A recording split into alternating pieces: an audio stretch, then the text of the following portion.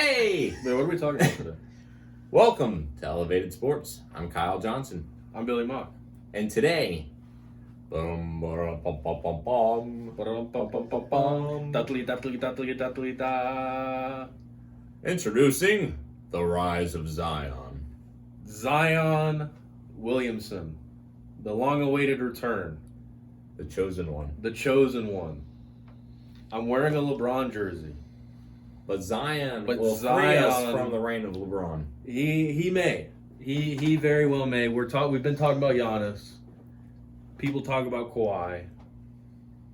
These first two games, there's nothing you can tell me to make me think differently that Zion is the next chosen one. Zion has been great. He is. Yeah, He's been great. has been. So he debuted on, what was that, Wednesday night? Yeah, Wednesday night. 22nd, Yeah, Wednesday night against the Spurs in New Orleans. And it was everything that we expected. Slow start. Yeah. On the minutes restriction because of the knee. Playing in 3 to 4 minute increments. He started. He got a rebound, assist. And then at the begins of the quarters, he would just play 3 to 4 minutes. So beginning of the first quarter, beginning of the second quarter. And then the fourth quarter comes around. The fourth quarter was magical. He had, I think he had 5 points going into the fourth quarter. He had a few assists. He had some good rebounds. And this is the point. This is the real quick point I want to make about Zion. The Zion fourth quarter run started with that big rebound he had. I don't know if you saw it. Basically, he had this big rebound over one of the Spurs' big guys. I can't remember what his name was. But basically, it was obviously, the Spurs guy had Zion boxed out on the offensive side. He was going for the offensive rebound. And Zion jumps just straight up. The dude has good 4 to 5 inches on him. This is a 7-footer. Zion goes straight up and just grabs it right out of the air. And that's what he did. That's what you saw him doing at Duke. Just going up for a rebound. Right. And he just couldn't, you couldn't match him. No one could match him in rebounding. Right. But then he comes down, starts running the floor, makes a full court pass off to one of the Pelicans guards for a layup. And that, that kind of just epitomizes what Zion is. He's a rebounder, he's a playmaker. For me, I was watching him and I was thinking, if I was to put, it's almost as if Joel Embiid and Russell Westbrook came together. That sounded weird. But it's Joel Embiid, Russell Westbrook, baby, Zion Williamson. Basically, you have the athleticism, the explosiveness of Westbrook. Also, Here's your child. You shall name him Zion. He shall rise. you have the athleticism, you have the explosiveness that Westbrook has, the ability to run the floor, the court vision, the passing ability, the athleticism, the explosiveness of Russell Westbrook, the ability to run the floor, the full court vision, right? Point forward abilities, Ben Simmons, LeBron James, he could do that, right? And then you have, the skill set of Joel Embiid, the ability to go up and, make blocks, the ability to play with your back to the basket, the ability to shoot from mid-range or long range. We saw that in the fourth quarter there. 4 for 4 from 3. No NBA player in NBA history has made at least 4 3-pointers in their debut or gone perfect from 3. So he shattered that record in his first game. Yeah. And you see the Spurs just leaving him wide open. Right. And I think that was a common factor amongst teams was that this dude's not going to shoot. Right. He's too big to shoot. He's too exactly. That's the misconception people have about him. You think big man probably doesn't shoot from long range. Yeah. Zion said, "I big man, I shoot from long range." Three of the first 3-pointers he had, they left him wide open, right? And then the fourth one, you see some defense on him, just steps back, just pops it, right? Absolutely ridiculous fourth quarter. He just takes over that game, gives the Pelicans their first lead of the game since the first quarter, takes over, and then he has the ability in the paint. You see him. Even when bigger guys are guarding him, he knows how to use his body in the paint where he can where he can get separation. He can go up over these guys. And you asked me the question a couple episodes ago. will the Pelicans look different with Zion in that offense? And the question, and it was right. They looked completely different. Right. Rather than a Brandon Ingram ball dominant offense. Now you see them throwing lobs. You see him using Zion in the pick and roll. That's another thing he could do. He was in the pick and roll very well. Has the passing ability. Completely took over that game. Finished with 22. Was 8 for 11 from the field. 4 for 4 from 3. Had 7 rebounds. And he was a +3. He was a +3 while he was on the floor. So if you don't know what that means, basically while he was on the floor, the Pelicans scored 3 more points than the Spurs. Yeah. I'd like to say he's already beating record breakers.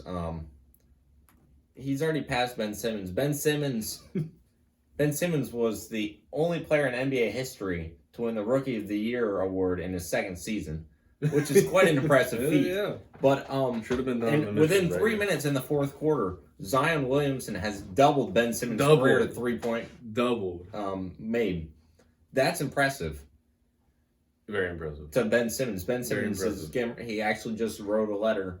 He wrote a tweet to Zion. He said, "Yo, teach me." Yeah. And that's the thing. Ben Simmons is kind of, I mentioned the point forward skills. That's Ben Simmons, but basically, I would already take Zion over Ben Simmons. Oh, absolutely. Ben Simmons has the same skill sets as a point forward as Ben Simmons does, but he can shoot. He can play down low. Simmons can't do these things. Simmons is a great player, don't get me wrong. But just these first 2 games, you're seeing this from Zion, and you see how great he can be. The following game, last night against the Nuggets, right? Both of these games were losses, by the way. Yeah.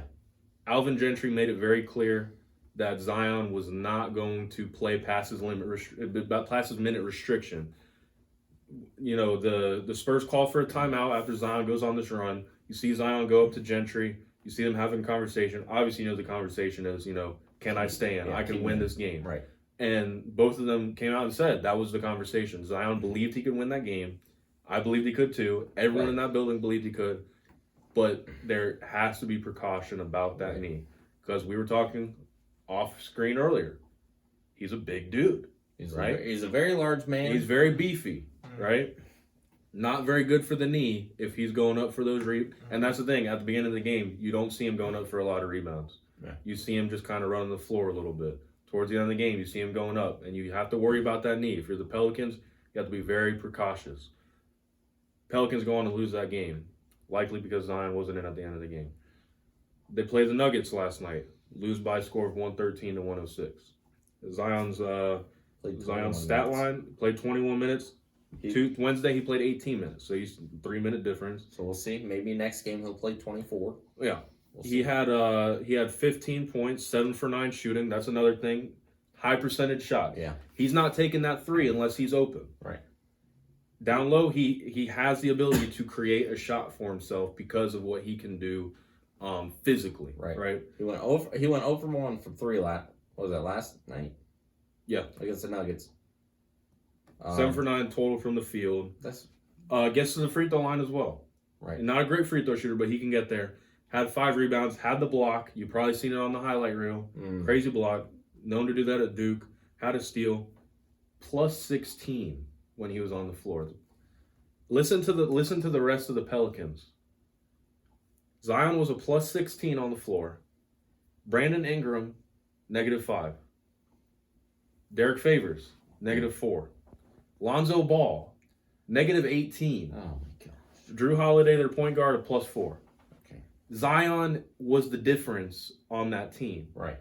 In both games. He was the difference in that offense. If he stays in these games, the Pelicans have no problem winning these games. Yeah, I don't think they do. As they get him back to full health with that knee, right, I think you do see the Pelicans make a push for the playoffs. And I think that was one of the questions was, do the Pelicans make the playoffs with Zion? I'm having a hard time saying they don't, because I think they can. If Zion stays healthy, if you see him get more minutes, if you see this offense kind of run through him rather than Brandon Ingram, not taking anything from Ingram, but they are more effective when the offense is running through Zion and letting him do what they signed him to do what they drafted him number 1 overall to Right. do. You're looking at the standings right now. You got the Pelicans are 17 and 29. They're 9, 10, 11, 12 in the West, okay? 4 games behind the 8 seed. You're talking about the Grizzlies at 21 and 24, and then there's that drop off where the 7 is OKC, 27 and 19. So, it's really going to be the battle for the 8 seed. Right. Which I think that you're looking at the competition. The Grizzlies, the Spurs, the Suns, the Blazers, and then the Pelicans, right? There's plenty of season left. There's plenty of season left, and I think the Pelicans have what it takes to beat out these teams. Oh, absolutely. You got the Spurs, you got Popovich, hasn't missed the playoffs in like 20 or so years, something like that. That run may come to an end. You got the Grizzlies, who are not great. Obviously, John Morant has been, good for them. Jaren Jackson, not enough there for sustained success in my opinion. The Suns, just horrendous franchise. I don't even know why we're talking about them. And then the Blazers.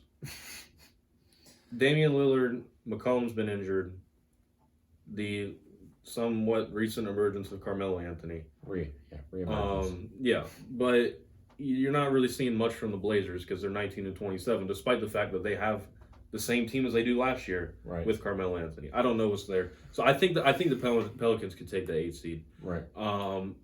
I don't know. I'm going to be all eyes on Zion this year. Like, every game I get the chance to watch, I'm going to be watching him. Right. And, I mean, I'm not a Duke guy. I don't like Duke at all.